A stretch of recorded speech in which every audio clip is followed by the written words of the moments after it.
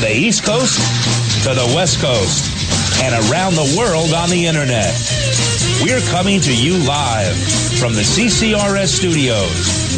WNJC 1360. This is the Conservative Commandos radio show with your host, Rick Trader. The Conservative Commandos radio show, where the newsmakers go to be heard.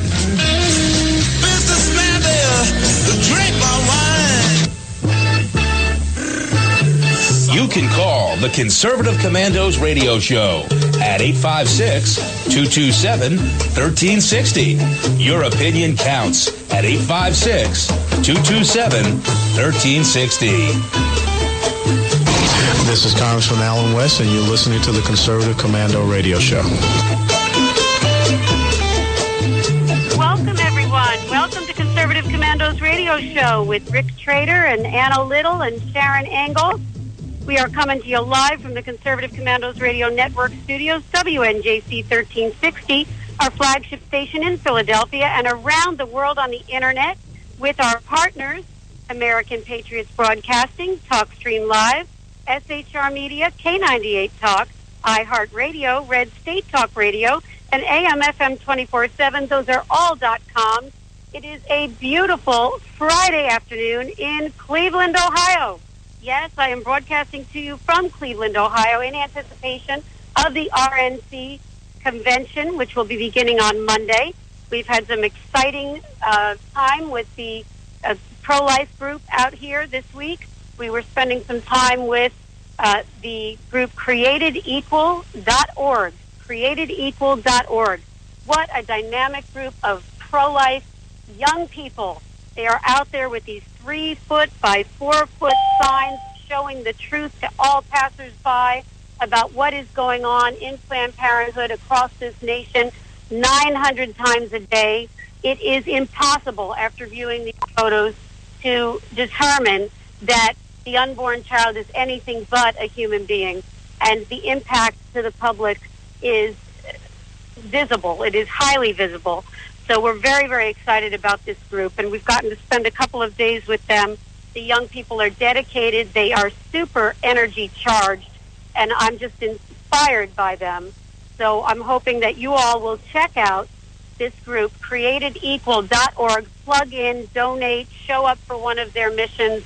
Get out there on the sidewalk with them, pray with them, sing with them, counsel if you get the training, get the training, do the talking. It's amazing. They're making a huge impact. And with that, I think I may be joined by my co-host, Sharon Engel. Welcome to Conservative Commandos Radio. Thanks, Anna. I'm excited to be here with you on this fabulous Friday again. I'm getting to love my Fridays with you. Me too, but I'm excited that you're coming to us from Cleveland. Wow.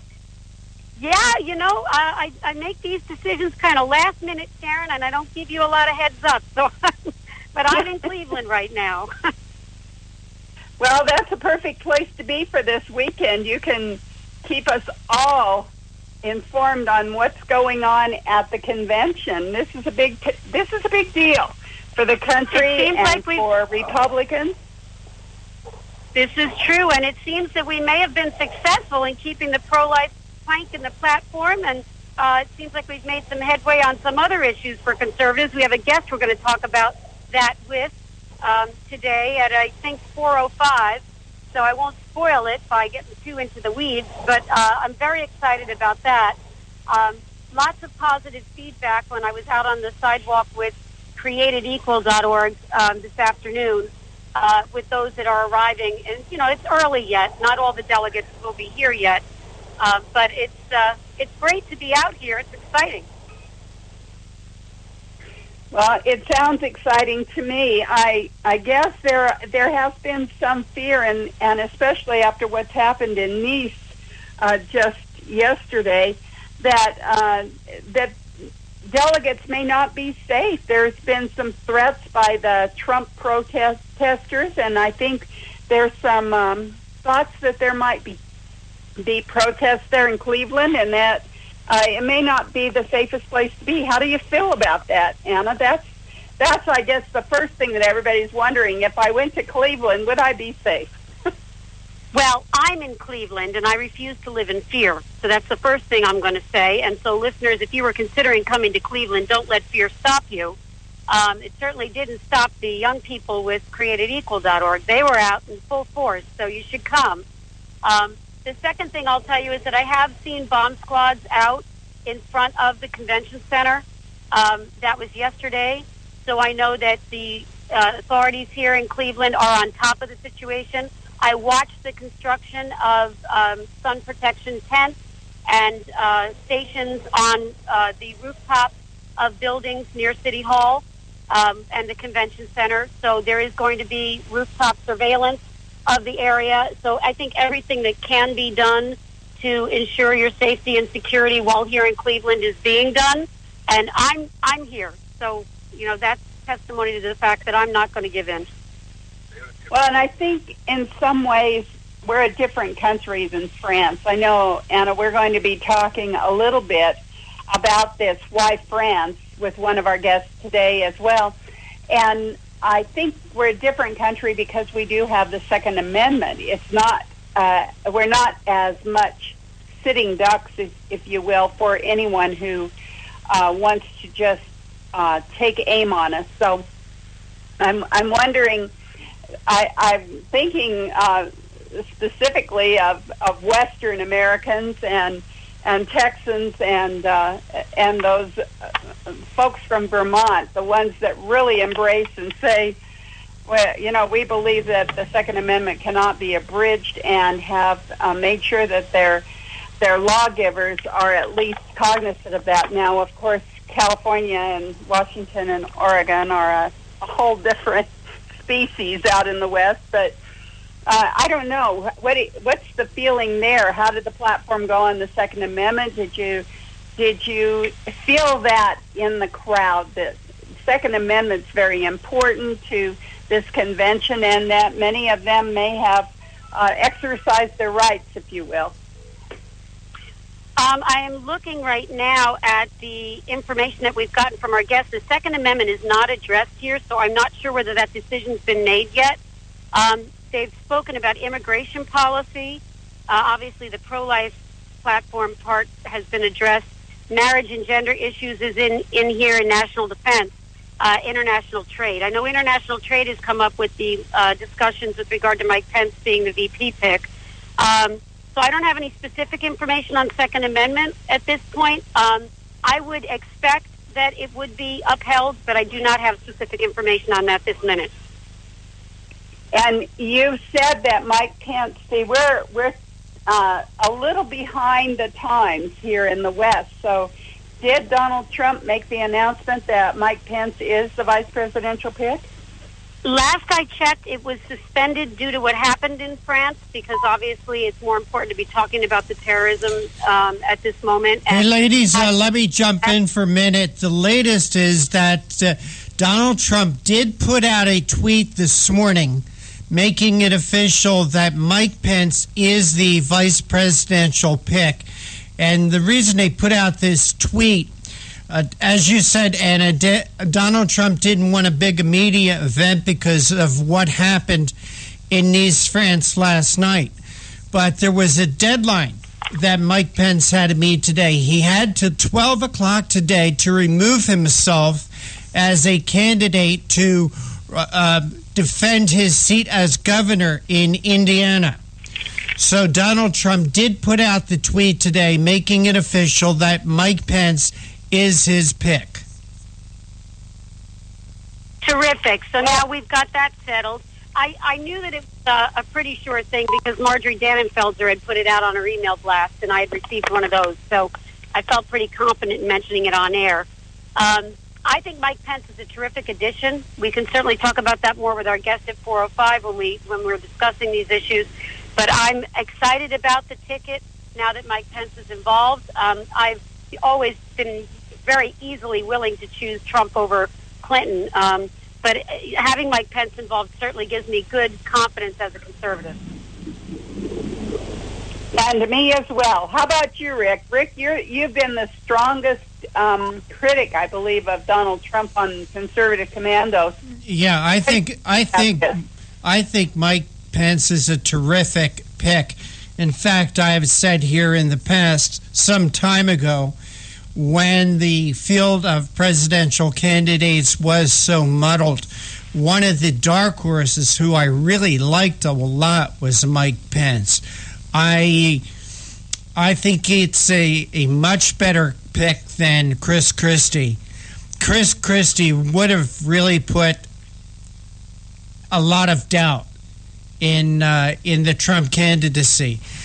So I'm glad it is not Chris Christie. Newt Gingrich, I think, would have been a pretty good pick too, but I am excited, and I mean excited, about the pick of Mike Pence. He's a strong conservative. He's done great things in the state of Indiana. He was a staunch conservative when he served for 10 years in the House of Representatives. Another thing I liked about Mike Pence is he was a radio talk show host at one time. So that gives him points for us. And also, I've met him. He's very approachable, a really, really nice guy. Terrific. So we're all in agreement. But at this point, I'm going to take us to break. Rick, I'm seeing it's 3:17. So we'll come back and we'll talk about our guests. Okay, Sharon? Absolutely. All right. Listeners, we are coming to you live from the Conservative Commandos Radio Network studios, WNJC 1360, our flagship station in Philadelphia, and around the world on the Internet with American Patriots Broadcasting, TalkStream Live, SHR Media, K98 Talk, iHeartRadio, Red State Talk Radio, and AM/FM 24/7. Those are all .coms. I'm Anna Little. I'm co-hosting today with Sharon Engel, and you heard producer Rick Trader in the studios with Silent John Forsyth on the board. We'll all be right back with you after this break. I really don't care. That's my prerogative. They say I'm nasty, but I...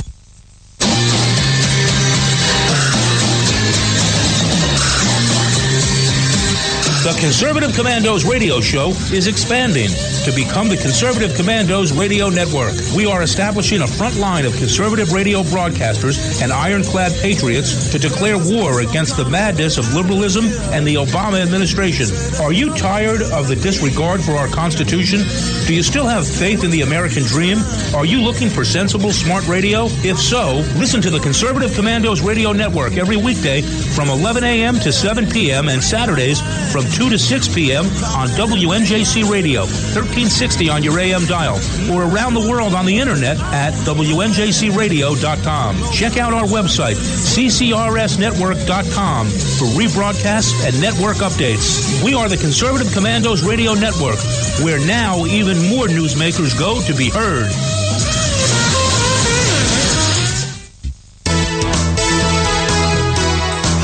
We're David and Patty Barrickman of Wildflower Ridge Honey, beekeepers for 49 years. I want to tell you about a great survival and a multi-use product called Trail Rations. It is pure honey and a product of the USA. Trail Rations comes in a food-grade 12-ounce, very durable and reusable pouch, ready for immediate use or for long-term storage, because honey is the only food that never spoils. Honey is instant energy and goes right straight to your bloodstream. Honey is one of the best all-natural survival foods, natural sweetener right straight from Mother Nature. Honey is also antiviral, fungal, and bacterial. It's your first aid in a pouch. Carry one in your backpack or your bug-out bag. Find us on Facebook, Wildflower Ridge Honey, or call 765-641-9972, 765-641-9972. You can call the Conservative Commandos radio show at 856-227-1360. Your opinion counts at 856-227-1360. This is Congressman Alan West, and you're listening to the Conservative Commando radio show. Welcome back, listeners. Welcome back to Conservative Commandos radio show with Anna Little and Sharon Engel. If you would like to hear a rebroadcast of today's show, please check out our website, CCRS Network, and ccrshow.com. Or 1 p.m., log on to roarradio.net. And at 9 p.m., highplains.dailynews.com. Or at midnight, log on to redstatetalkradio.com. And now you can listen to Conservative Commandos from any phone by calling 832-999-1199. Sharon, welcome back. Thanks so much for hanging on. We had to tell everybody our station. Absolutely correct. We don't want to leave out those places where people can really get in touch with us, because we want to stay in touch with them. And as we're listening to you coming to us live from Cleveland, Anna, it's exciting. It's just exciting to know that Conservative Commandos is right there on the cutting edge. Well, let me tell you, Cleveland's the place to be if you care about what the future of this country is, because we certainly cannot let the liberals get elected. And the place to start campaigning in fervor for the general election is right here in Cleveland at the Republican National Committee. We have got to get through this convention. We've got to keep our principles right in the forefront. We have got to hold our candidates' feet to the fire, and we've got to get out there and start pounding the pavement, because we've got to make sure it's we the people that are directing this government. You know how I feel about that, Sharon. I know you and I agree. That's right. That's right. But before we get too more into our conversations here, we need to be talking about who our guests are going to be. And Sharon, I think you have the first guest. Are you able to talk about the guest you're bringing on at 3:35? Surely. Andrew L. Peek is a professor at Pepperdine University and foreign affairs columnist for the New York Daily News. He was previously a U.S. Army intelligence officer, strategic advisor to the top U.S. and NATO commander in Afghanistan. And we're going to be talking to him about why terrorists target France. Remember, we kind of did that in the opener today. We talked about the possibilities here in the United States, but it seems like France is more of a target. And, of course, we've watched them target Belgium and other areas in the world, and yet they keep coming back to France, and now, of course, it's Nice. So that's who our guest is at 3:35, and our listeners will want to tune in to hear Andrew L. Peek, who's a strategic intelligence Army officer, so he knows. Well, I get to interview the guest at 4:05, and it's very appropriate, as I'm out here in Cleveland, that I'll be interviewing Philip Wegman. He's the congressional correspondent for the Daily Signal, and he's joining us today on Conservative Commandos radio show to talk about what 2016 GOP platform pushes on 4 key issues. Now, the 4 key issues that he's going to discuss with us, listeners, are immigration policy, and then marriage and gender issues, the national defense, and then international trade. Now, those are all very central to this year's presidential election, as those are the issues that I think are most on the mind of the voters. And with regard to the marriage and gender issues, well, you know, we the people are getting a little pushed around with the Supreme Court on those issues. So we want to make sure that in this presidential election that our values and our views are out there in the election cycle, so that our elected officials realize that we don't want the Supreme Court calling the shots. We want our elected representatives to make the laws. That's right. And at 4:35, our third guest is Matt Kittle. He's a 25-year veteran of radio, newspaper, and online journalism, and is Watchdog.org bureau chief for Wisconsin Reporter. Kittle's work has appeared on Fox News, and Human Events, Reason Magazine, Newsmax, and Town Hall. His special investigation into the politically charged John Doe probe, Wisconsin's Secret War, was the basis for a 2014 documentary on Glenn Beck's Blaze. And Kittle has made several appearances on Fox News, including On the Record with Greta Van Susteren, and he serves as a weekly politics commentator for Lake 96.1 FM in Lake Geneva and WRJN AM 1400 in Racine. And Matt, we've asked Matt to come on and discuss a post that he made. It's an article entitled "Conservatives Fire Back at Climate Change Senators' Coordinated Attack on Speech." Here we go, Anna. It's always about this, isn't it? If we disagree, we should be silent. If they disagree, it's a freedom of speech issue. So we have such a double standard, and, you know, we couldn't have underlined that more than what happened last week with the chief of the FBI, coming out and saying they're not going to prosecute Hillary Clinton because we obviously have two rules of law in this country. The rule for the Clintons and the elitist establishment out of Washington, D.C., and then the law for the rest of us. And here we go again, this law about what constitutional rights apply and when they apply, and we're going to see that they only apply to us when we can agree with the left and their agenda. And so it'll be real interesting to hear how Matt Kittle talks about this subject, but also what solutions he'll bring to the table for us today and how we can combat this whole disregard for the Constitution within our country. Well, I think it's very important because we're coming up on this presidential election, and, the FBI choosing not to prosecute may very well be a reflection of this administration's support for Hillary Clinton in the election process. And we, the people, have the opportunity to speak back on that very issue, Sharon.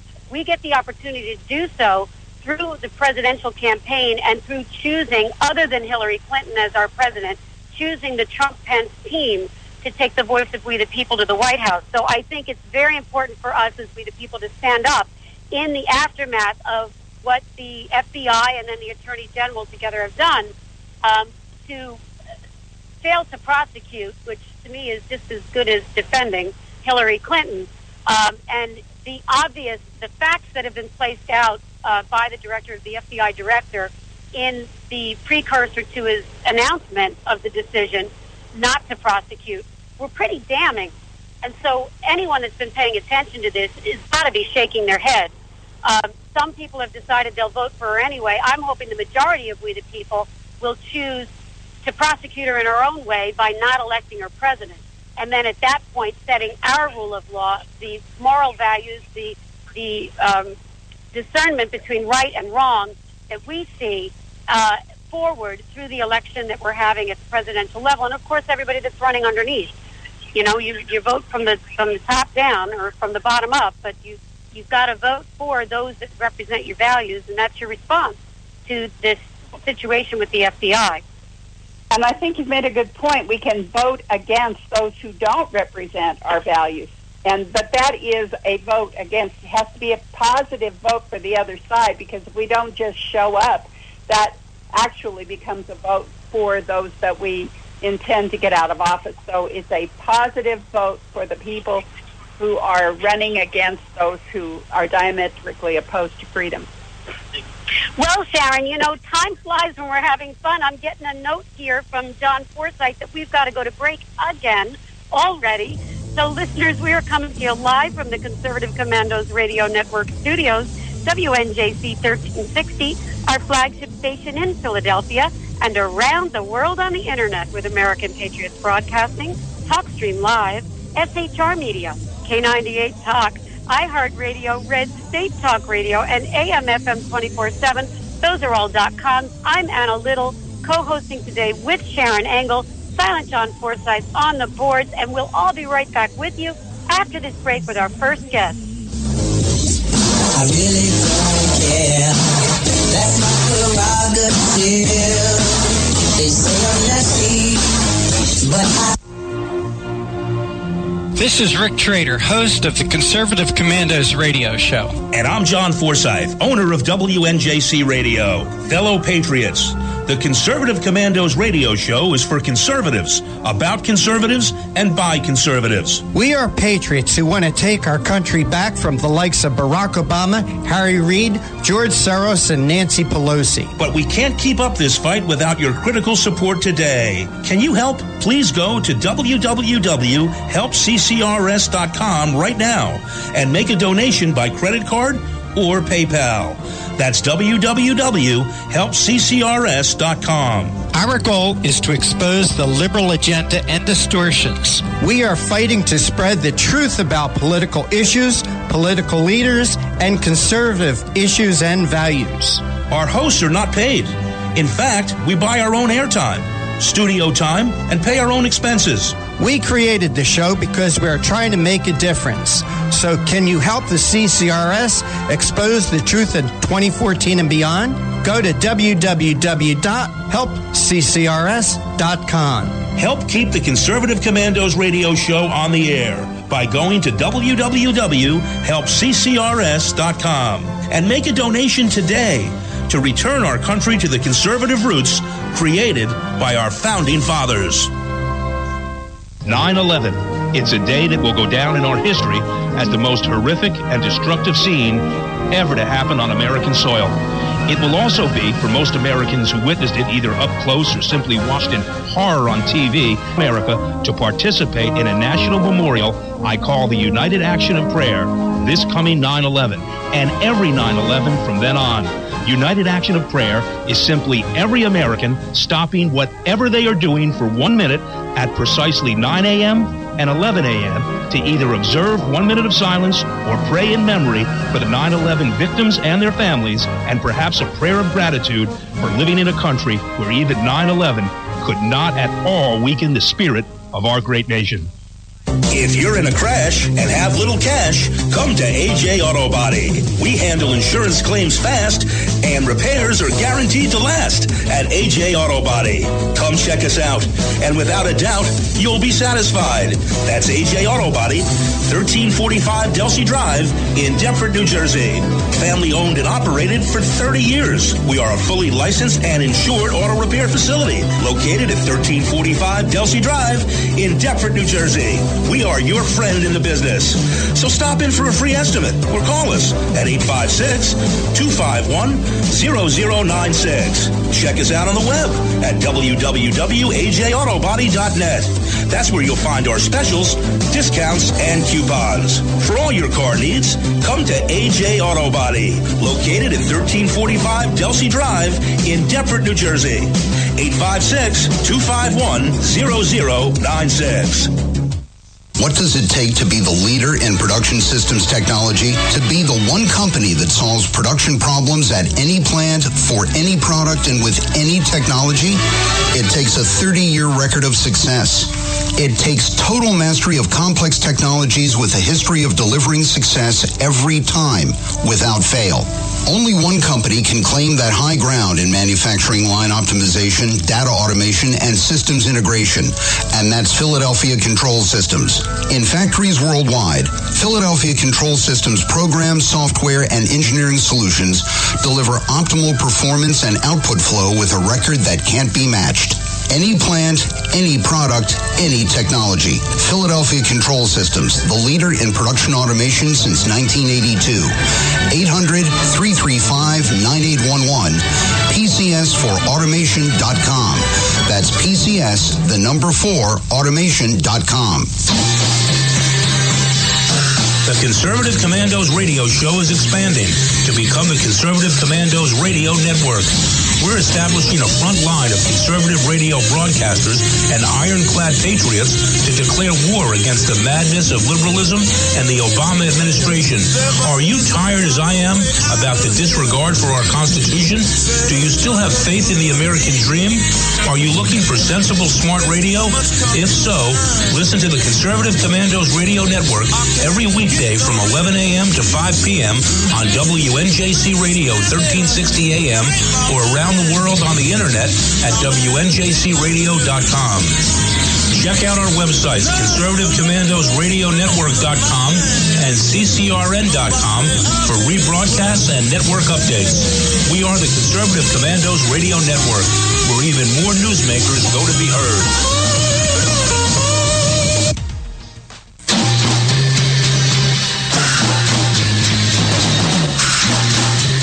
From the East Coast to the West Coast and around the world on the internet, we're coming to you live from the CCRS studios, WNJC 1360. This is the Conservative Commandos radio show with your host, Rick Trader. The Conservative Commandos radio show, where the newsmakers go to be heard. Businessman there, drink my wine. You can call the Conservative Commandos radio show at 856-227-1360. Your opinion counts at 856-227-1360. This is Congressman Alan West, and you're listening to the Conservative Commando radio show. You are listening to the Conservative Commandos radio show with Sharon Angle and Anna Little, coming live from Cleveland, Ohio. And if you'd like to hear a rebroadcast of today's show, please check out our website, ccrsnetwork.com and ccrshow.com. Or at 1 p.m. you can log on to roarradio.net. At 9 p.m., you can log on to highplainsdailynews.com, or at midnight, log on to redstatetalkradio.com. And now you can listen to Conservative Commandos from any phone by calling 832-999-1199. And Anna, we have our first guest ready with us. His name is Andrew L. Peak, and it's my pleasure to introduce Andrew, who is a professor at Pepperdine University and foreign affairs columnist for the New York Daily News. He was previously a U.S. Army intelligence officer, strategic advisor to the top U.S. and NATO commander in Afghanistan. Andrew, welcome to Conservative Commandos radio show. Thanks so much. It's great to be here. I love the show. Well, thank you for saying that. We love to have you on because you help us to understand the world that we live in, Andrew, and it's hard. We seem to turn around almost daily and hold our breath because there's going to be that special report or that alert that says another act of terrorism somewhere in the world. And it just seems to be almost a daily occurrence, and yet I know that if we're that much on high alert here in the United States, it's got to be even worse for those living in France because they seem to be a number one target. Why is that, Andrew? Completely. Well, there's a couple of reasons for that. I think culturally, France is definitely a symbol of the West, of the Western lifestyle. The French are sort of famous for loving their wine, loving their food, loving knocking off work at 3 in the afternoon to go on romantic liaison. I mean, it's all a cliche, but there's definitely elements of France culturally that represent everything that radical Islamic terrorists hate about the West. And all the reporting indicates that this fellow in Nice, who's reportedly of Tunisian extraction originally, was motivated by radical Islam. I think, in addition, France is a really forward-leaning partner in the war on terror. We have this sort of conception in this country maybe that France is kind of still the nation that didn't want to invade Iraq in 2003 or that surrendered to the Germans in 6 weeks in 1940. But it's really, in reality, France is this highly aggressive power that's not afraid to use military force when it needs to. It led interventions in Libya, Côte d'Ivoire, Mali. It pushed very hard to get Bashar Assad, the Syrian president, out of Lebanon. And it fought in Afghanistan for a decade. So it is a valuable partner in the war on terror and the war against Islamic extremism. But there's also plenty of things it does that are fertile ground for extremist leaders to say, hey, look at France bombing. Look at where France is bombing Muslim countries. Look at French troops patrolling the streets of Islamic cities. You Frenchmen, you Muslim Frenchmen should do something about that. You should take action in your own hands. So I think there's this kind of perfect storm of cultural identity, of aggressive, helpful, but yet sometimes vulnerable foreign policy decisions that put France really on the front line of modern terrorism. So really what you're telling us is that it's kind of a double thing, that the Islamic extremist has ideologically set them up as the moral policeman for the world, and they're making an example of this immorality by attacking immorality in France. And then on the other hand, it's almost revenge against the French for being such strong opponents to Islamic terrorism and really using their military might to do that. Is that what is that kind of my understanding? Yeah, that's precisely it. Radical Islam and radical Islam as an ideology is selling something. It's selling an alternate worldview to the world we live in, the sort of which is dominated by Western liberal democracy. And even though the United States is the largest, strongest, richest, through 7.5 years still of Barack Obama, richest Western democracy, France is perhaps more a symbol of things like consumption and enjoyment of the world and enjoyment of living. So, and the extremists, radical Islam, really has to tear that down to make what it's offering, this kind of return to a 7th century caliphate, more appealing to its members.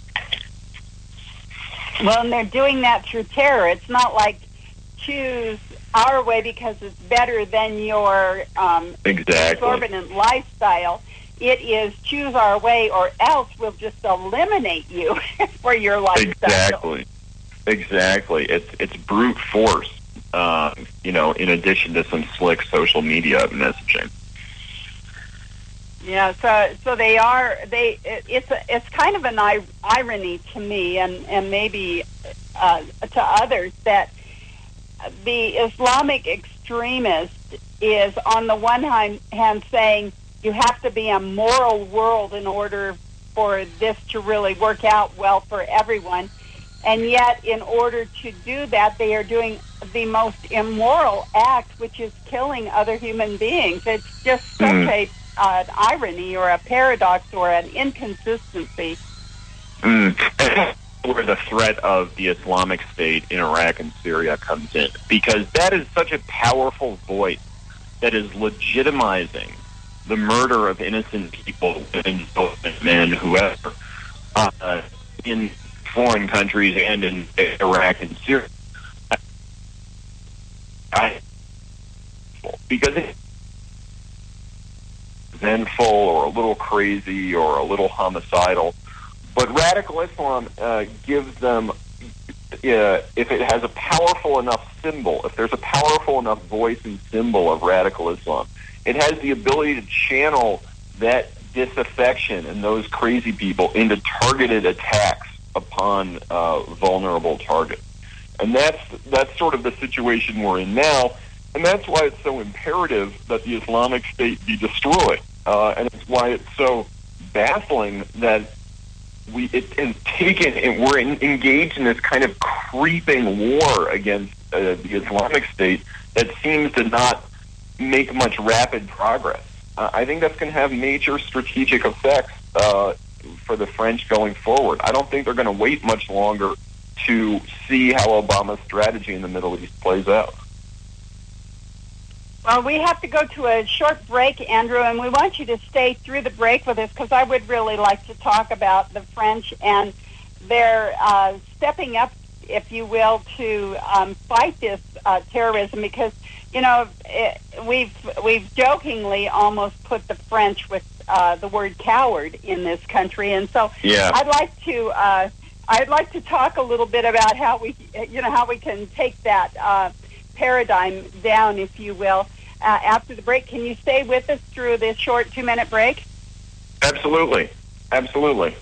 That's terrific. We have been talking with Andrew Peak, our guest, about why France, and we are going to go into a short break, but we'll be right back with Andrew Peak, Anna Little, and Sharon Engel right after this break. We're coming to you live from the Conservative Commandos Radio Network Studios, WNJC 1360, our flagship station in Philadelphia, and around the world on the Internet with American Patriots Broadcasting, TalkStream Live, SHR Media, K98 Talk, iHeartRadio, Red State Talk Radio, and AM/FM 24/7. We'll be right back with Andrew Peak, our guest, talking about why France.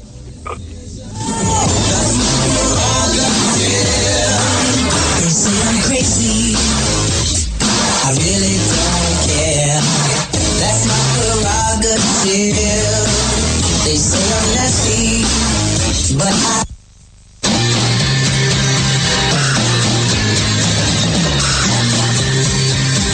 The Conservative Commandos radio show is expanding to become the Conservative Commandos radio network. We are establishing a front line of conservative radio broadcasters and ironclad patriots to declare war against the madness of liberalism and the Obama administration.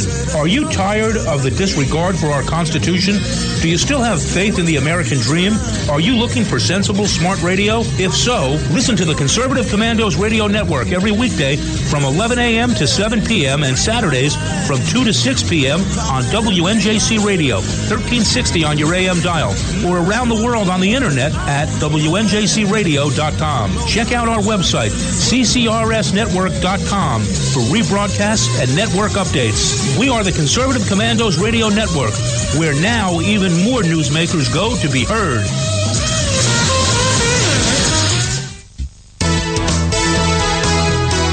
Hi, we're David and Patty Barrickman of Wildflower Ridge Honey, beekeepers for 49 years. I want to tell you about a great survival and a multi-use product called Trail Rations. It is pure honey and a product of the USA. Trail Rations comes in a food-grade 12-ounce, very durable and reusable pouch, ready for immediate use or for long-term storage because honey is the only food that never spoils. Honey is instant energy and goes right straight to your bloodstream. Honey is one of the best all-natural survival foods, natural sweetener right straight from Mother Nature. Honey is also antiviral, fungal, and bacterial. It's your first aid in a pouch. Carry one in your backpack or your bug-out bag.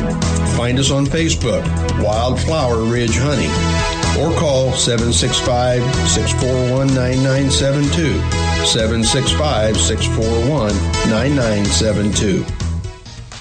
You can call the Conservative Commandos radio show at 856-227-1360. Your opinion counts at 856-227-1360. This is Congressman Alan West, and you're listening to the Conservative Commando radio show.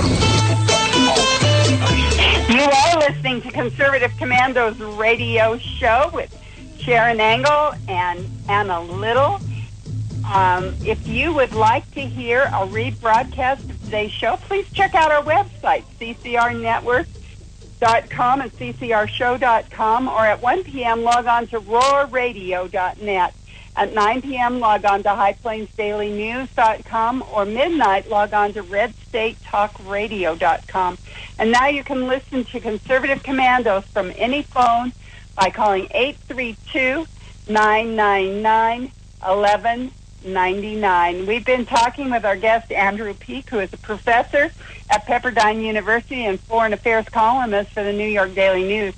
And he was previously a U.S. Army intelligence officer, strategic advisor to top U.S. and NATO commanders in Afghanistan. Andrew, thank you so much for staying through the break. We were talking about why the French, and you were saying that contrary to popular American belief, the French are not the cowards that we have this paradigm kind of thinking that they are. Talk to us a little bit about the bravery of the French in fighting terrorism. Absolutely. Well, as I mentioned, the French have been on the forefront of several nearly unilateral interventions in places like Libya, Cote d'Ivoire, and Mali, where they crushed an al-Qaeda group that had taken over a significant chunk of territory. And they have troops active in over 10 African countries, almost their entire former colonial empire in Africa. Domestically, terrorist suspects in France also enjoy far fewer rights than they do in almost any other Western country, including this one. For example, the police can detain terrorist suspects for 4 days without charges. They can use tools that in our country only intelligence services can, in terms of wiretapping and surveillance. There is a special position in France that's kind of a combination judge-prosecutor. So the investigators can authorize their own warrants, their own surveillance warrants. It is a really tough. They are very, very tough on terrorism, and frankly, they're extremely forward-leaning overseas and very, they take a very hard line on radical Islam, and unfortunately, this makes them a target.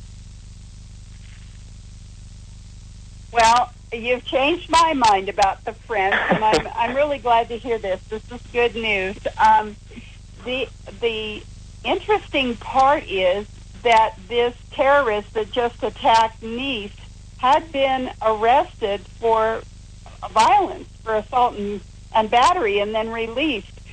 So, sometimes that happens. It seems like more often than not that we know about these guys, and yet they kind of slip through the cracks some way.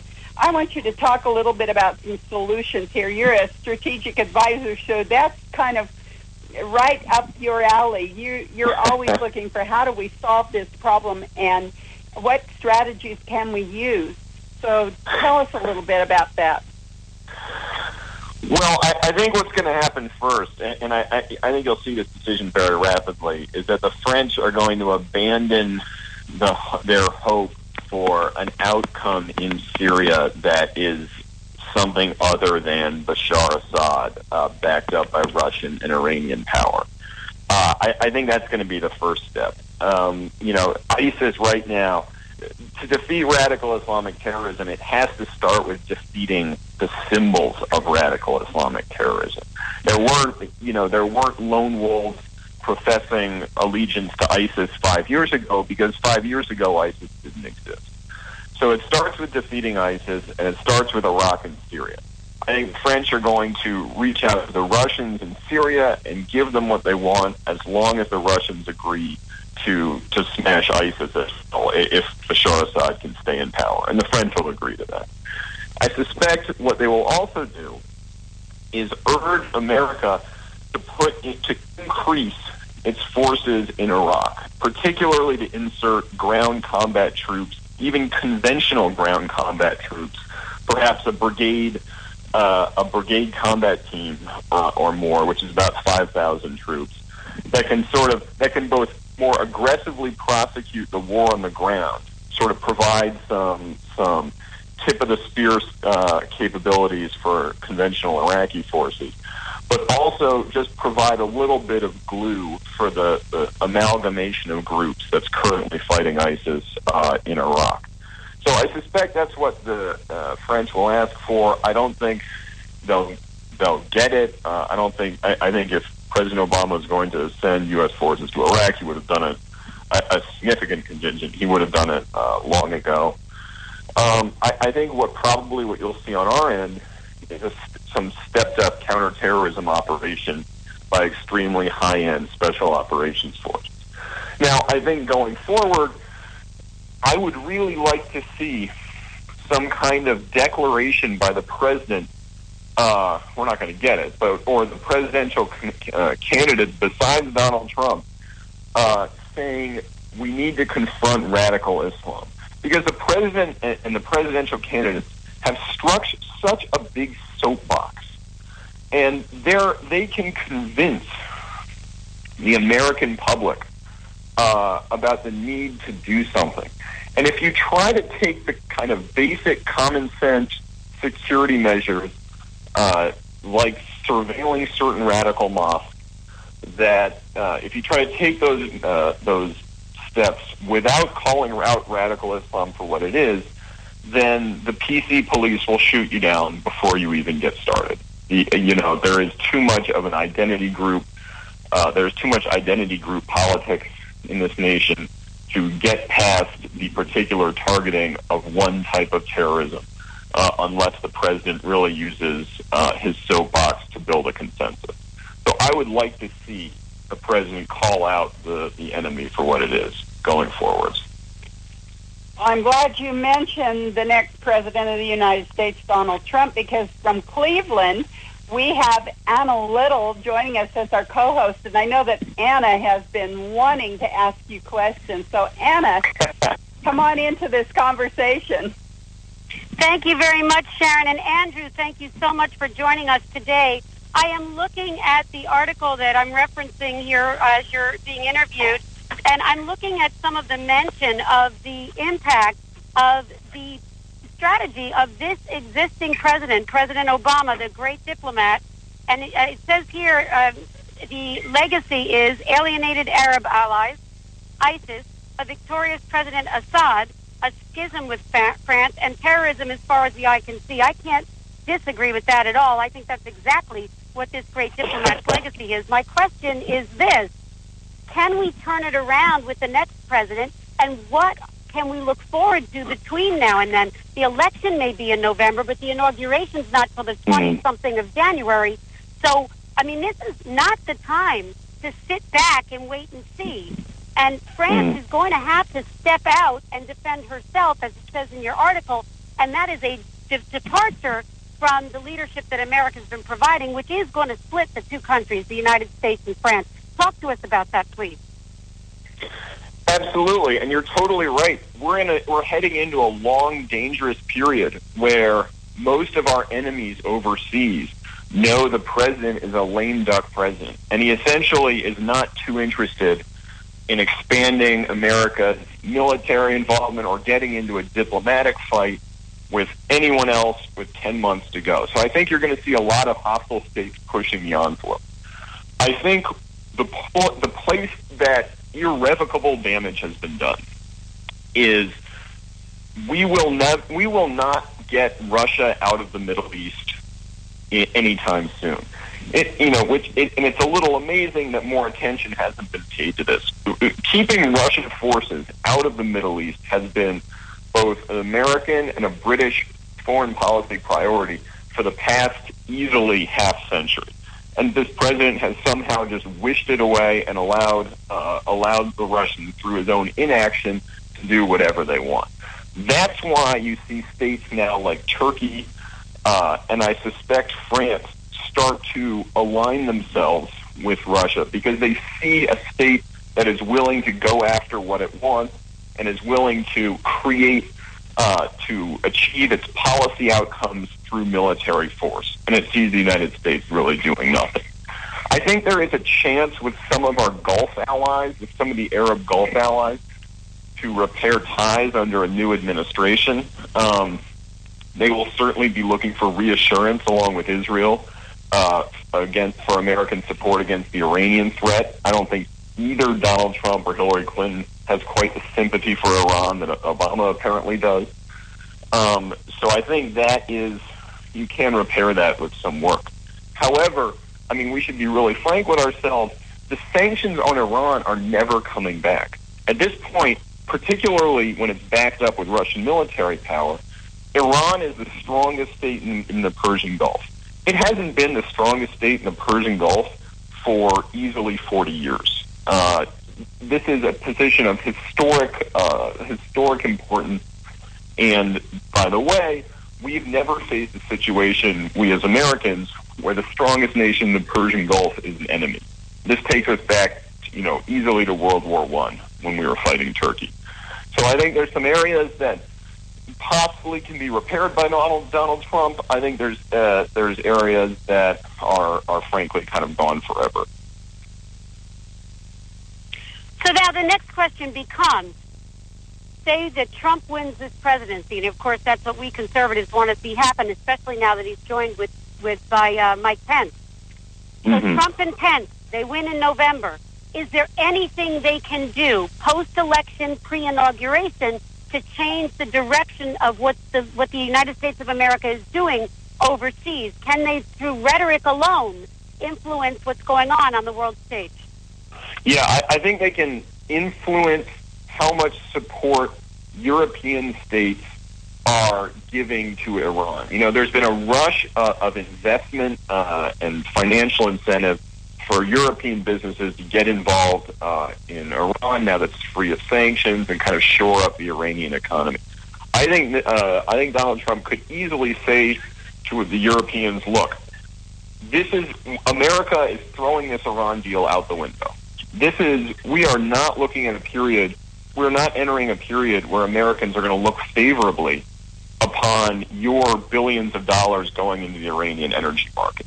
And I think that could have a dampening effect on the kind of the rush to Tehran that a lot of European and other states are in the middle of right now. So I'd say that's I'm going to have to jump in here, Andrew. It's been wonderful having you as our guest, but we're right up against hard break at the top of our hour. Can you give us a website where folks can follow your thoughts on all of these things and just stay kind of in tune with what your thinking is? Absolutely. On Twitter, at Andrew L. Peek, P-E-E-K. Okay, at Andrew L. P-E-E-K. Andrew L. Peek, we're so glad that you've been on our show today, and we thank you so much for your time. It's great. Thanks so much for having me, ladies. Thank you. We're coming to you live from the Conservative Commandos radio studio, WNJC 1360, our flagship station in Philadelphia, and around the world on the Internet with American Patriots Broadcasting, TalkStream Live, SHR Media, K98 Talk, iHeartRadio, Red State Talk Radio, and AM FM 24/7. We'll be right after this break with Sharon Engel and our next guest, Philip Wegman, right after this break.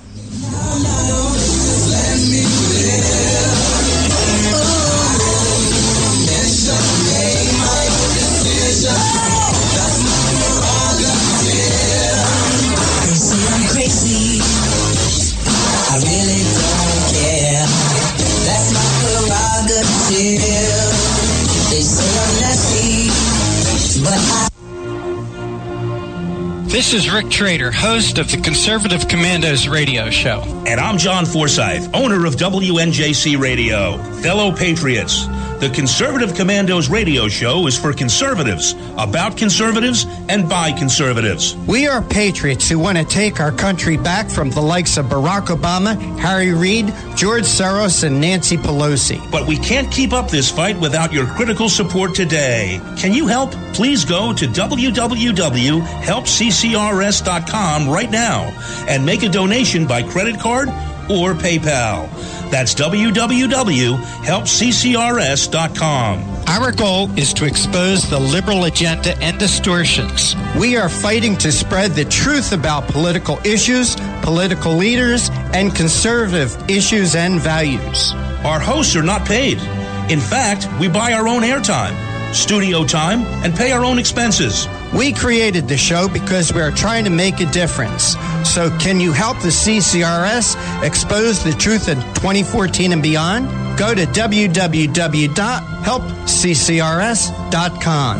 Help keep the Conservative Commandos radio show on the air by going to www.helpccrs.com and make a donation today to return our country to the conservative roots created by our founding fathers. 9/11. It's a day that will go down in our history as the most horrific and destructive scene ever to happen on American soil. It will also be, for most Americans who witnessed it either up close or simply watched in horror on TV, America, to participate in a national memorial I call the United Action of Prayer this coming 9/11 and every 9/11 from then on. United Action of Prayer is simply every American stopping whatever they are doing for 1 minute at precisely 9 a.m. and 11 a.m. to either observe 1 minute of silence or pray in memory for the 9/11 victims and their families, and perhaps a prayer of gratitude for living in a country where even 9/11 could not at all weaken the spirit of our great nation. If you're in a crash and have little cash, come to AJ Auto Body. We handle insurance claims fast, and repairs are guaranteed to last at AJ Auto Body. Come check us out, and without a doubt, you'll be satisfied. That's AJ Auto Body, 1345 Delsey Drive in Deptford, New Jersey. Family owned and operated for 30 years. We are a fully licensed and insured auto repair facility located at 1345 Delsey Drive in Deptford, New Jersey. We are your friend in the business. So stop in for a free estimate or call us at 856-251-0096. Check us out on the web at www.ajautobody.net. That's where you'll find our specials, discounts, and coupons. For all your car needs, come to AJ Auto Body, located at 1345 Delsey Drive in Deptford, New Jersey. 856-251-0096. What does it take to be the leader in production systems technology? To be the one company that solves production problems at any plant, for any product, and with any technology? It takes a 30-year record of success. It takes total mastery of complex technologies with a history of delivering success every time, without fail. Only one company can claim that high ground in manufacturing line optimization, data automation, and systems integration, and that's Philadelphia Control Systems. In factories worldwide, Philadelphia Control Systems programs, software, and engineering solutions deliver optimal performance and output flow with a record that can't be matched. Any plant, any product, any technology. Philadelphia Control Systems, the leader in production automation since 1982. 800-335-9811. PCS4automation.com. That's PCS, the number 4, automation.com. The Conservative Commandos radio show is expanding to become the Conservative Commandos Radio Network. We're establishing a front line of conservative radio broadcasters and ironclad patriots to declare war against the madness of liberalism and the Obama administration. Are you tired, as I am, about the disregard for our Constitution? Do you still have faith in the American dream? Are you looking for sensible, smart radio? If so, listen to the Conservative Commandos Radio Network every weekday from 11 a.m. to 5 p.m. on WNJC Radio 1360 a.m. or around the world on the internet at WNJCradio.com. Check out our websites, ConservativeCommandosRadioNetwork.com and CCRN.com for rebroadcasts and network updates. We are the Conservative Commandos Radio Network, where even more newsmakers go to be heard.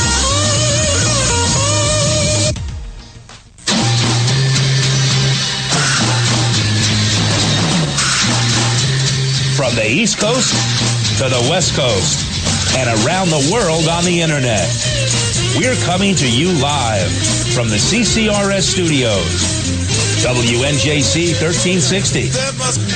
This is the Conservative Commandos radio show with your host, Rick Trader. The Conservative Commandos radio show, where the newsmakers go to be heard.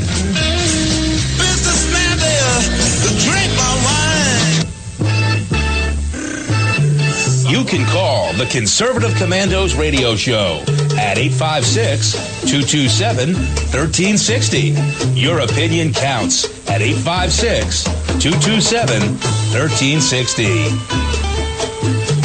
This is Congressman Alan West, and you're listening to the Conservative Commando radio show.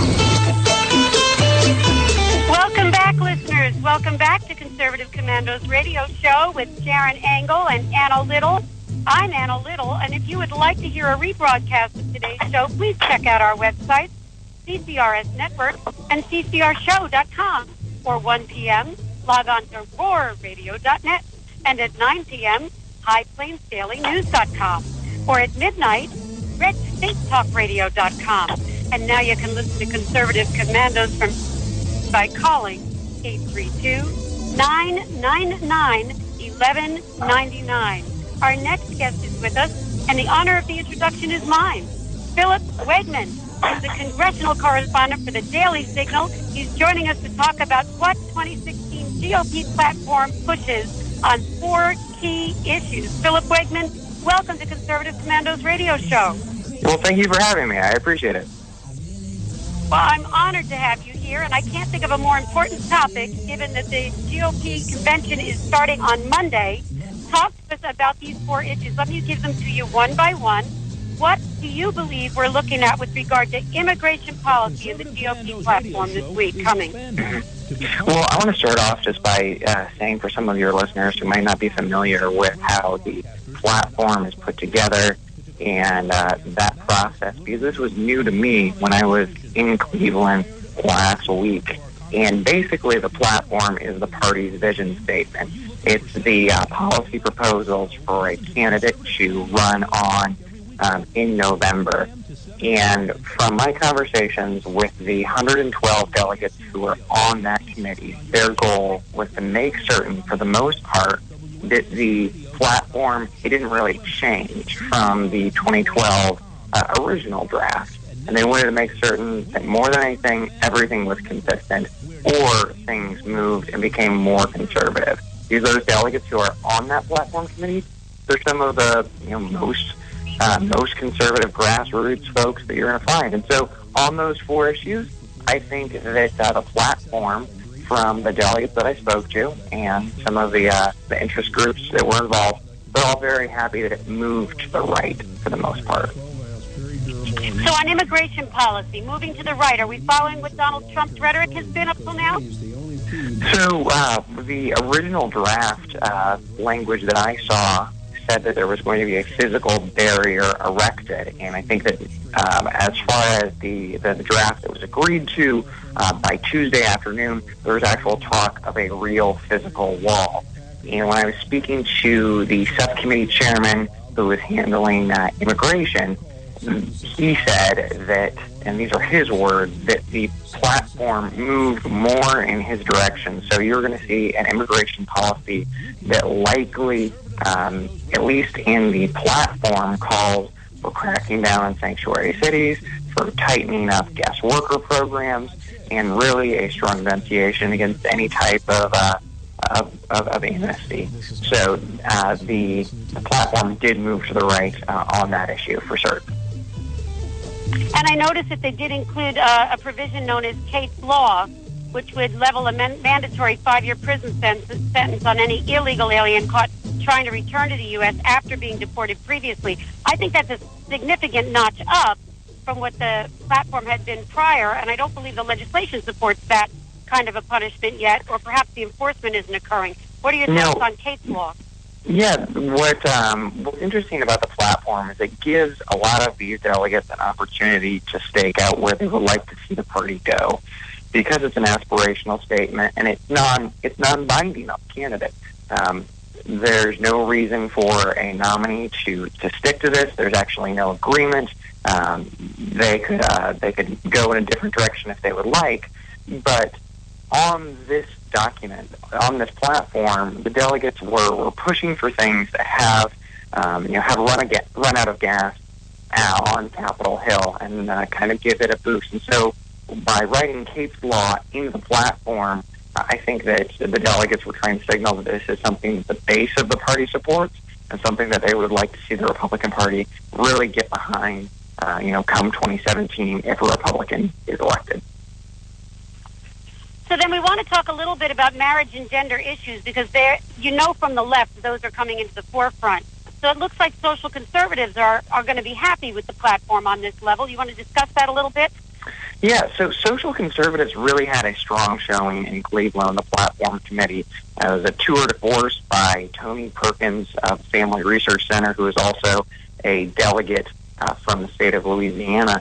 And at every turn, whenever delegates, two in particular, one from New York, Ann Dickerson, and then another from Washington, D.C., Miss Hoff, whenever they tried to soften the Republican Party's language when it came to marriage or gender issues, whether it was in the individual subcommittees or when the whole committee was meeting as a whole, they were defeated again and again.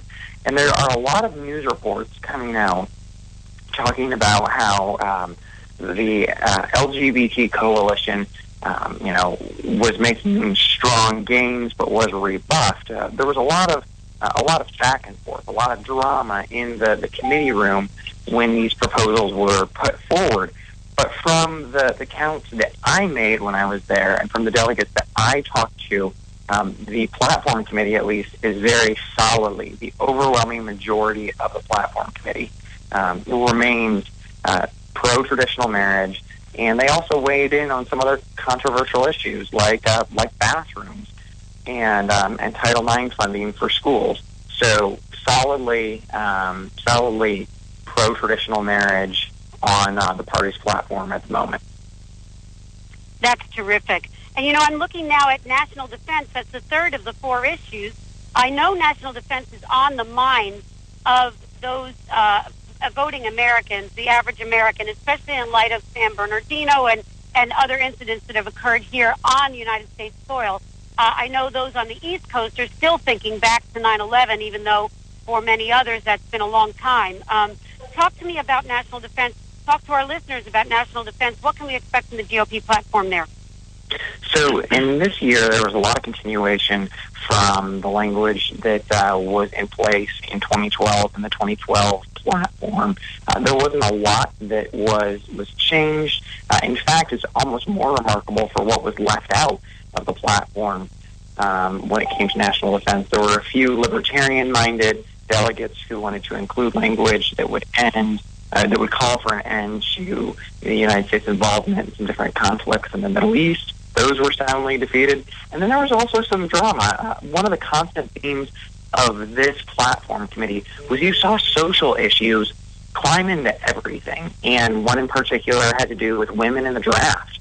A amendment that was put forward by the D.C. delegate would have opened up all military roles to women, including combat roles, and a lot of delegates saw that as a way to allow women into the draft and require them to sign up for selective service, and that was also roundly defeated. So then the fourth issue then is international trade. Now, I know there's been some recent chatter, and I mean recent, like in the last 24 hours, about international trade in light of the fact that Mike Pence has joined the ticket. So I'd appreciate it if you'd lay out what you think the GOP platform would be and maybe respond to some of the questions that have been raised about Mike Pence's support of NAFTA and things in the past, and where we think we can see the party and perhaps his candidacy going with regard to international trade. Well, I think that if there's a constant theme to the 2016 race when it comes to these issues, that it's always in flux, and you see that with Mr. Pence's addition to the ticket and his opinions on trade. If I knew where that was going, I think I'd have a much better paying job if I had a crystal ball and could see what was going to be the outcome there. So I won't weigh in on what a Trump and Pence ticket would mean for international trade. But speaking specifically of the platform, Mr. Trump has said a lot of things with regards to the North American Free Trade Agreement, and he's also said a lot of things about the Trans-Pacific Partnership. And it was interesting because while there was language in the platform that clearly put forward an America First trading policy, there was no language referring to those two trade agreements. So this is the one area that was walked back when it came to manufacturing and trade agreements that didn't so much reflect what the presumed nominee would want. Okay, so what we're going to have to do then, we the people, is we're going to have to hold our candidates' feet to the fire. We're going to have to make sure that they really do put America first, and that it's not just rhetoric in this election cycle. I know that you're up against a deadline, Philip, so I don't want to keep you too much longer. Do you want to tell our listeners where they can follow you and your work and add any final comments? Yeah, well, I would say definitely follow the Commando Show. You guys have been doing some great work, and I understand that you're there on the ground in Cleveland. I'll have to meet up with you when I travel out there next week. But for convention updates, you guys can always go to dailysignal.com, and if you're on Twitter, I'm there also. I'm at Philip Wegman. Thank you very much. That was Philip Wegman, congressional correspondent for the Daily Signal. Philip, I know you have that deadline. Thank you for spending your time with conservative commandos in spite of that deadline, and I'll let you get back to that work. And listeners, we've been speaking with Philip Wegman. Yes, thanks, Philip. We've been speaking with Philip Wegman about the convention, the Republican National Convention in Cleveland, Ohio. I'm located in Cleveland, Ohio. He's touched on the four most important topics with regard to the platform, the GOP platform. Immigration policy, obviously in the forefront. Donald Trump has taken the lead on that. He says there's been actual discussion of the wall. Marriage and gender issues, a lot of those issues that have been coming up with state-sponsored legislation and then Supreme Court rulings with regard to the bathrooms, everything from bathrooms down to the rebuttal to the administration's bathrooms directive, limiting the use of multiple occupant bathrooms in public buildings to those of the biological sex. That did make it into the platform, which is, I think, very important for especially those of us who view it as, an attack really on, women. because at this point, that's where the trend is. The transgender man wanting to go into the ladies' bathroom, basically. National defense, they've talked about military roles with regard to women and all combat roles. The amendment could subject a women to a draft, and after a relatively short skirmish, the proposal did fail. So, again, conservatives are happy with that result. And with international trade, apparently, listeners, Philip is telling us we are going to have to keep our eyes and ears open on that, and we're going to have to hold our candidates' feet to the fire, because there wasn't any specific reference to the American Free Trade Agreement, North American Free Trade Agreement, which is known as NAFTA, and the more recent Trans-Pacific Partnership. And these two have been in the forefront. If we are truly going to put America first, we've got to really take a position with regard to these treaties.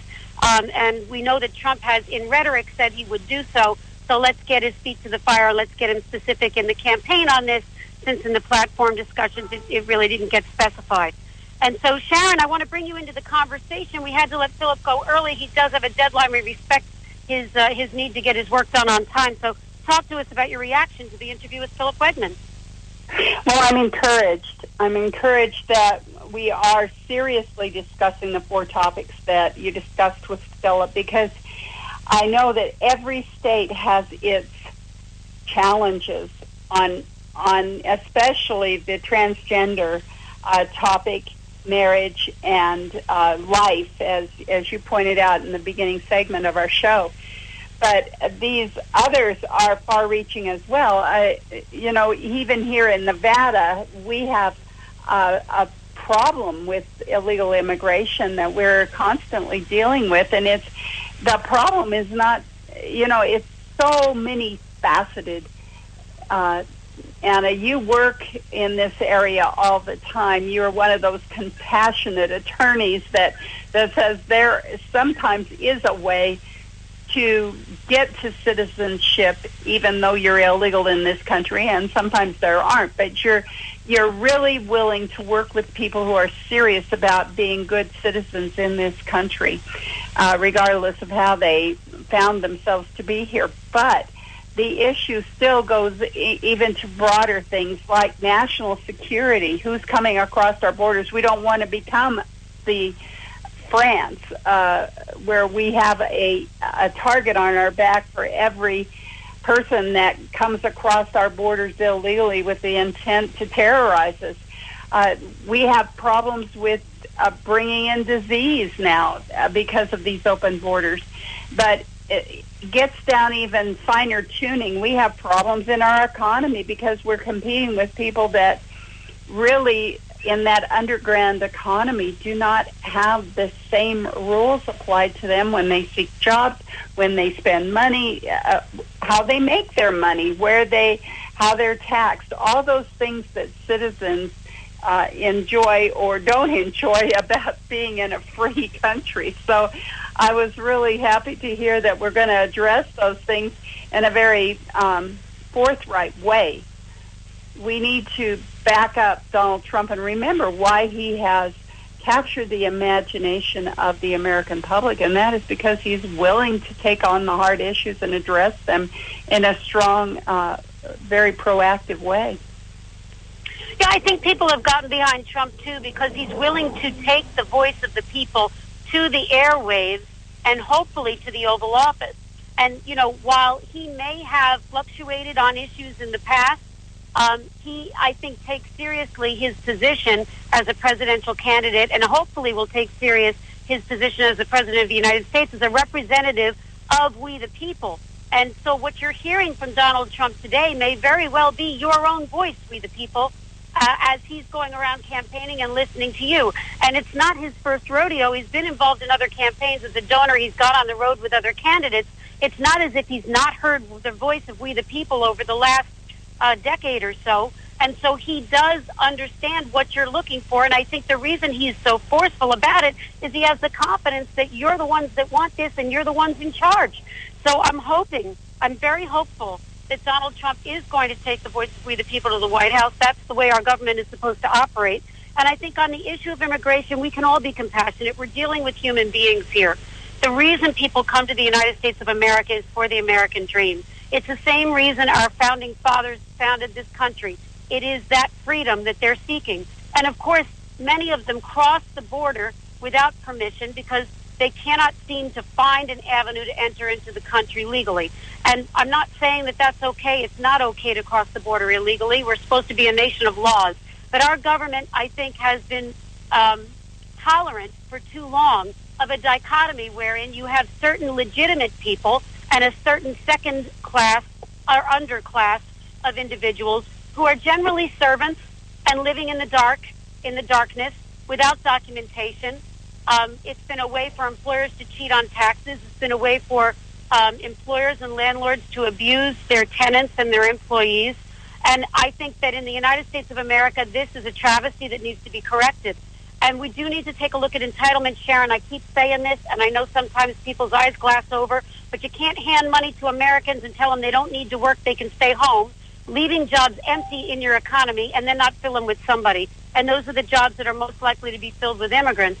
So we've got to come up with either a reform on the entitlements to get Americans back to work in those positions, or we're going to have to recognize the studies of the Department of Labor which say that there are certain low-income paying jobs which are in need, and you have immigrants filling those jobs, and this economy needs them.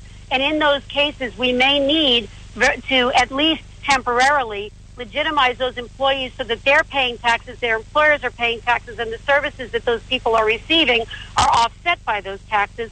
Yes, I'm talking about a way to address the deficit. I don't know that it'll address the debt. I don't think the numbers are big enough there. But, you know, when you talk about being compassionate, the compassion's always there. I don't think there's a conservative here that doesn't have compassion for the plight of the illegal immigrant in this country. But we are a nation of laws. And anybody coming to this country needs to know from the get-go they're going to be expected to respect our laws, and that begins when they cross the border. That's right. That is right. So well said, Anna. So well said. I know that we're getting close to another break, and we've got our third and final guest coming up. So do we have any final thoughts from Cleveland on this topic before we move on to that break? Any final thoughts from you, Anna? I know this is why you went to Cleveland, is because of this platform. So give us your final take on those representatives that have come from every state. How do you feel? Optimistic about a platform that will really embrace our values, or not so much? Well, my contact with the delegates at this point has been pretty much superficial. I've seen people coming in. I mean, for example, we greeted a chairman from Alaska today who was there when we were on the street. And, you know, they're very upbeat. They're happy. They're hopeful. They're positive going in. And I expect that, you know, with these platform developments, conservatives especially are going to be pleased, at least on these 4 issues. And I know that Donald Trump is going to give a terrific performance by way of exciting the crowd. He's always done that. Mike Pence, I'm expecting, would be speaking to us from the heart, as he always does, and with regard to his spiritual commitment, his social conservative commitments. I'm excited about what's going to be coming on. But I'm hearing from John we need to go to a break, so I will take us to that break. Listeners, I'm Anna Little. I'm co-hosting today with Sharon Engel, and we are coming to you live from the Conservative Commandos Radio Network studios, WNJC 1360, our flagship station in Philadelphia, and around the world on the Internet. American Patriots Broadcasting, TalkStream Live, SHR Media, K98 Talk, iHeartRadio, Red State Talk Radio, and AM/FM 24/7. Those are all .com. Again, I'm Anna Little. I'm co-hosting today with Sharon Engel. We have Silent John's Forsyth on the boards, and we'll be right back with you with our next guest after this break.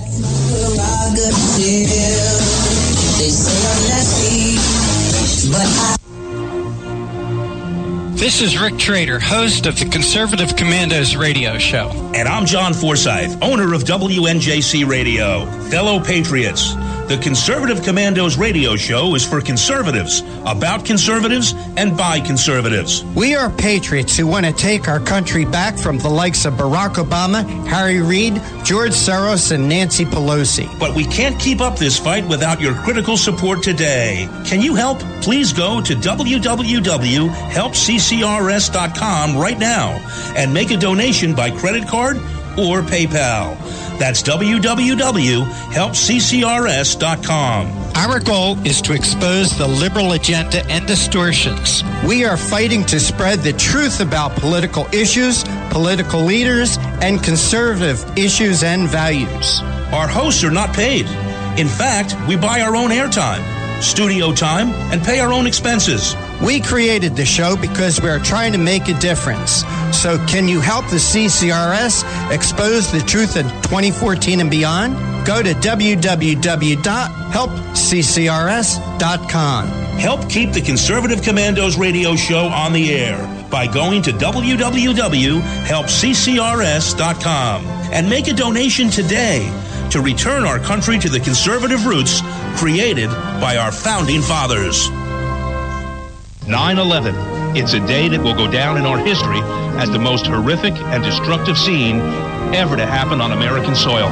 It will also be, for most Americans who witnessed it either up close or simply watched in horror on TV, America, to participate in a national memorial I call the United Action of Prayer this coming 9/11 and every 9/11 from then on. United Action of Prayer is simply every American stopping whatever they are doing for 1 minute at precisely 9 a.m. and 11 a.m. to either observe 1 minute of silence or pray in memory for the 9/11 victims and their families, and perhaps a prayer of gratitude for living in a country where even 9/11 could not at all weaken the spirit of our great nation. If you're in a crash and have little cash, come to AJ Auto Body. We handle insurance claims fast, and repairs are guaranteed to last at AJ Auto Body. Come check us out, and without a doubt, you'll be satisfied. That's AJ Auto Body, 1345 Delsey Drive in Deptford, New Jersey. Family owned and operated for 30 years. We are a fully licensed and insured auto repair facility located at 1345 Delsey Drive in Deptford, New Jersey. We are your friend in the business. So stop in for a free estimate or call us at 856-251-0096. Check us out on the web at www.ajautobody.net. That's where you'll find our specials, discounts, and coupons. For all your car needs, come to AJ Auto Body, located at 1345 Delsey Drive in Deptford, New Jersey. 856-251-0096. What does it take to be the leader in production systems technology? To be the one company that solves production problems at any plant, for any product, and with any technology? It takes a 30-year record of success. It takes total mastery of complex technologies with a history of delivering success every time, without fail. Only one company can claim that high ground in manufacturing line optimization, data automation, and systems integration, and that's Philadelphia Control Systems. In factories worldwide, Philadelphia Control Systems programs, software, and engineering solutions deliver optimal performance and output flow with a record that can't be matched. Any plant, any product, any technology. Philadelphia Control Systems, the leader in production automation since 1982. 800-335-9811. PCS4automation.com. That's PCS, the number 4, automation.com. The Conservative Commandos radio show is expanding to become the Conservative Commandos Radio Network. We're establishing a front line of conservative radio broadcasters and ironclad patriots to declare war against the madness of liberalism and the Obama administration. Are you tired, as I am, about the disregard for our Constitution? Do you still have faith in the American dream? Are you looking for sensible, smart radio? If so, listen to the Conservative Commandos Radio Network every weekday from 11 a.m. to 5 p.m. on WNJC Radio 1360 a.m. or around around the world on the internet at WNJCradio.com.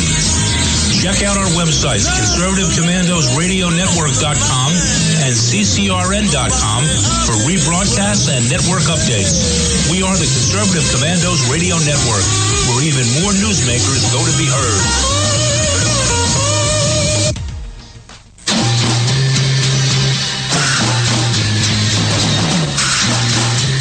From the East Coast to the West Coast and around the world on the internet, we're coming to you live from the CCRS studios, WNJC 1360. This is the Conservative Commandos Radio Show with your host, Rick Trader. The Conservative Commandos Radio Show, where the newsmakers go to be heard.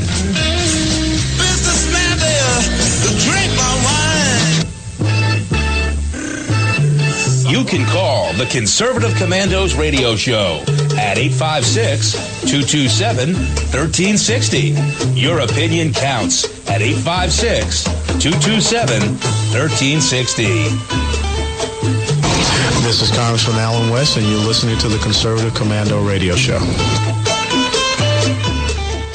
You are listening to Conservative Commandos Radio Show today with Sharon Angle and my co-host, Anna Little. And if you would like to hear a rebroadcast of today's show, please check out our website, ccrsnetwork.com, ccrshow.com. Or at 1 p.m., you can log on to roarradio.net, and at 9 p.m., log on to highplainsdailynews.com, or midnight, log on to redstatetalkradio.com. Now you can listen to the Conservative Commandos from any phone by calling 832-999-1199. We're coming to you live, of course, with John in the control booth, Anna on location in Cleveland, Ohio, and I'm anchoring here from Reno, Nevada. We are into our third half hour, our third guest, and it's my honor and privilege to introduce Matt Kittle, who is a 25-year veteran of radio, newspaper, and online journalism, and is a Watchdog.org bureau chief for the Wisconsin Reporter. Matt's work has appeared on Fox News and Inhuman Events, Reason Magazine, Newsmax, and Town Hall. His special investigation into the politically charged John Doe probe, Wisconsin's Secret War, was the basis for a 2014 documentary on Glenn Beck's The Blaze. Matt Kittle has made several appearances on Fox News, including On the Record with Greta Van Susteren, and he serves as weekly politics commentator for Lake 96.1 FM in Lake Geneva and WRJN AM 1400 in Racine. Matt, welcome to the Conservative Commandos Radio Show. It is my honor to be here, and my resume sounds much too long. I apologize for that. I thought it sounded wonderful. We always like to have the more credibility for our guests that we can get, of course, the better we can then begin to talk about what you've told us and know that we're on solid ground. So it just gives our listeners confidence, and we're glad to have a good resume for each one of our guests. So never apologize for your credibility or your credentials. We're glad to have them. We asked you to come on our show, Matt, to talk to us about the conservatives firing back at climate change senators' coordinated attack on speech. One more time, really? It's just getting to be the same old song over and over again. If you're a conservative, don't open your mouth, because the only people that truly have free speech in this country are the liberals. Is that true, or are we just super sensitive, Matt? Well, I think you're right on. These are perilous times for conservatives, for right-of-center thought in America today. We certainly have experience with it here in Wisconsin, as you mentioned, the John Doe investigation, an extremely abusive Star Chamber-like investigation that targeted conservatives on this phony theory of what coordination is and campaign finance, and they basically shut down speech in this state, political speech by conservatives, for a couple of years. We've seen that, of course, now with the latest rounds of attacks from the thought police, the climate change agenda, going after people who have different points of view than the militant left when it comes to climate change, who doubt or are skeptical of the science, and there's good reason to be doubtful and skeptical of the science. Now we have these kitchen sink subpoenas targeting groups like the Heritage Foundation. Well, I should say other groups, but Heritage Foundation signed on recently with the Competitive Enterprise. It was hit hard by these subpoenas in this broad liberal prosecution, that was launched by this coalition of prosecutors who go by quite an interesting name. We have this going on all over the country. In the latest round of these things, we have conservatives, thankfully, pushing back. Well, I was really intrigued by a quote that you have from Heritage Foundation, the American Legislative Exchange Council, and the Competitive Enterprise Institute, when they say, "We write today with grave concern over political leadership in a time of deep national division. We write at a time when free speech and association are more important than ever in our national experiment. How will we together solve problems if we cannot speak? How can we lead when you refuse to listen?" That's poignant to me, Matt. How? What is our recourse? What can be done? Exactly what these folks are doing, and they're standing up and they're fighting back.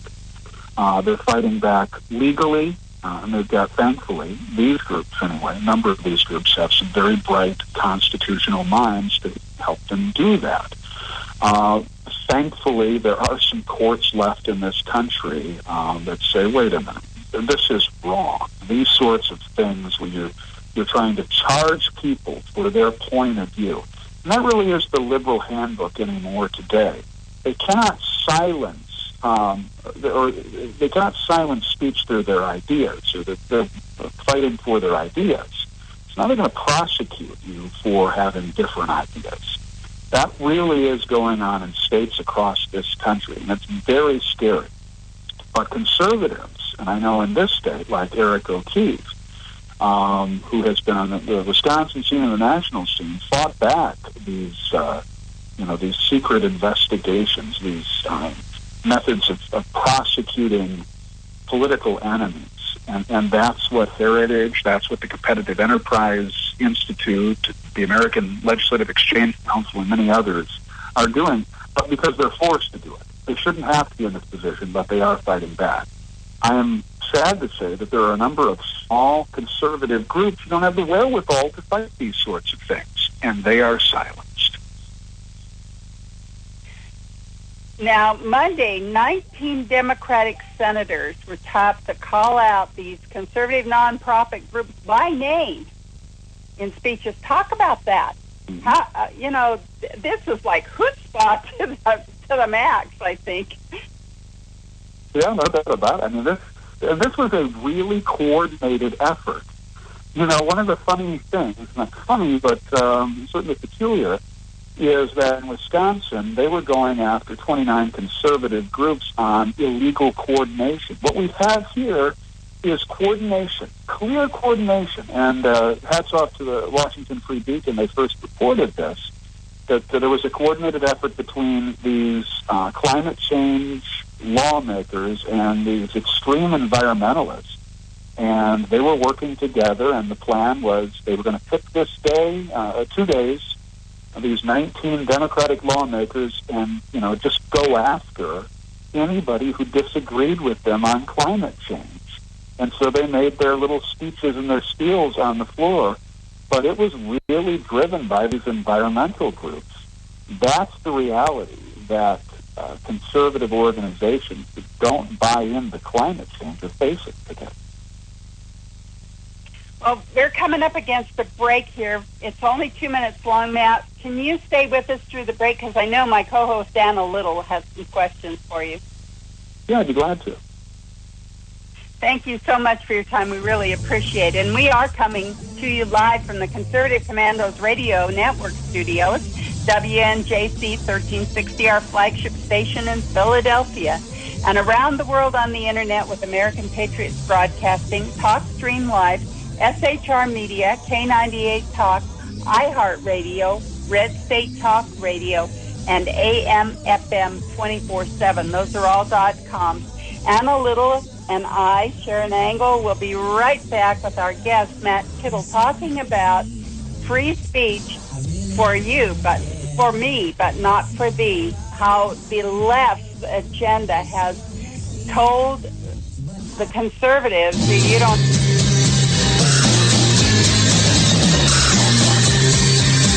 The Conservative Commandos radio show is expanding to become the Conservative Commandos radio network. We are establishing a front line of conservative radio broadcasters and ironclad patriots to declare war against the madness of liberalism and the Obama administration. Are you tired of the disregard for our Constitution? Do you still have faith in the American dream? Are you looking for sensible, smart radio? If so, listen to the Conservative Commandos radio network every weekday from 11 a.m. to 7 p.m. and Saturdays from 2 to 6 p.m. on WNJC Radio, 1360 on your AM dial, or around the world on the Internet at WNJCradio.com. Check out our website, ccrsnetwork.com, for rebroadcasts and network updates. We are the Conservative Commandos Radio Network, where now even more newsmakers go to be heard.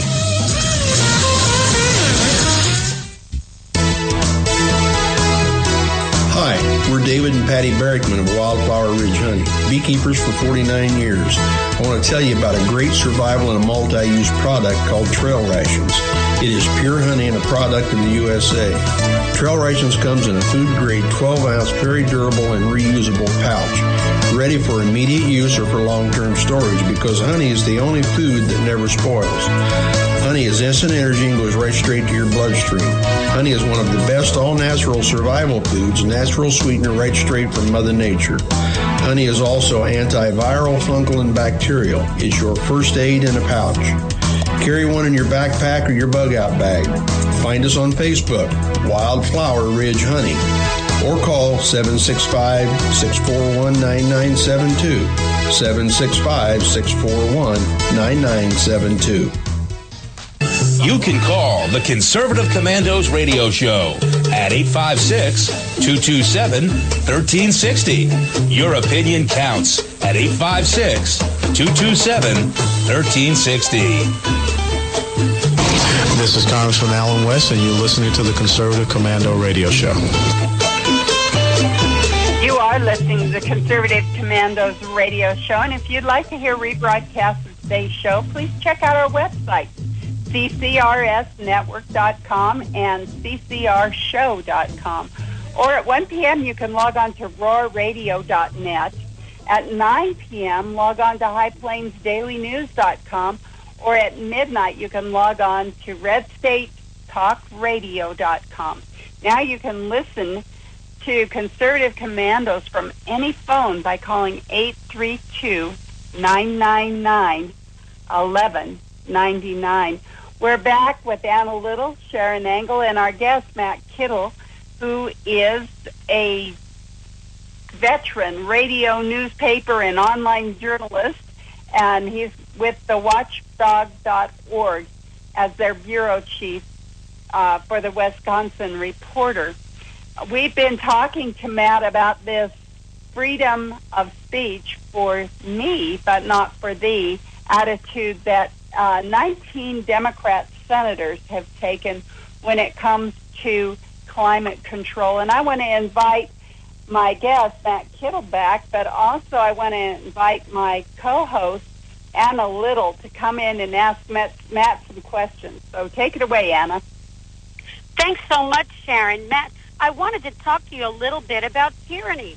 The word is in this post of yours, and it seems that the conservative groups were writing to the Senate, which I'm so glad that they do, but So language that I'm finding most impactful on me is this. We hear you. Your threat is clear. There is a heavy and inconvenient cost to disagreeing with you. Calls for debate will be met with political retribution. That's called tyranny, and we reject it. I love that language. My question to you, Matt, is this sort of tyranny akin to the same tyranny that our founders fought against in creating this country in the first place? And how did we get here?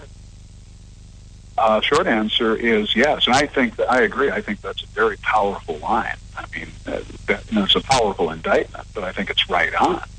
I think what we've seen over the last several years in this country is the kind of stuff we saw from an over-regulating and over-involved crown government back in the late 18th century. That, of course, led to 240 years of this experiment known as the United States of America. We have gotten away from things like competitive federalism in favor of the federal government, central control. And that's what we're getting out of these sorts of things that we're talking about, whether it's the climate change police, whether it's the drive to nationalize health care in this country, whether it is our policy on how we handle immigration. All of these sorts of things have really stemmed from centralized control, tyrannical centralized control, unfortunately, in too many instances. And you're seeing the pushback now coming from the right. And I'm impressed by the pushback from the right, and I'm also impressed. We had another guest on before you talking a bit about the GOP platform leaning more to the right, and we see Donald Trump's candidacy. We have Mike Pence on board. So there's a lot of hope out there. But I wonder, though, how we got to a point where we're talking about tyranny yet again when our history should have taught us that we can avoid that by operating properly the very government our founders have blessed us with. So, talk to us a little bit about that, please. Well, this is really years in the making. If you look back in history, let's go back 100 years, and this is radio. You have a short period of time to talk about this, but you point to Woodrow Wilson, who believed in the growing collective of federal government, the narrowing of boundaries and lines between states into this combined, massive centralized system. And of course, that was carried through those ideas from Franklin Delano Roosevelt. Very desperate times, obviously, and they say desperate times call for desperate measures, but we are feeling those impacts. In the Johnson administration's war on poverty, we're feeling those impacts, and the constraints on liberty, and this merging of all of this centralized control from this sort of leadership. And of course, over the last 40, 50 years, we've had a sea change in this country from the public sector, the bureaucracy, the growing government, and that has been institutionalized. And so, we have fallen a long way from the blessings of our founders that said, let's keep this thing basic, let's keep this thing simple. The federal government is here to defend the homeland and some basic things, and then the rest we delineate to the states. Well, we've gotten a long way from that, and that's where we stand today. It's Sharon again. I just want to interrupt you and Anna and ask how we, the people, can help.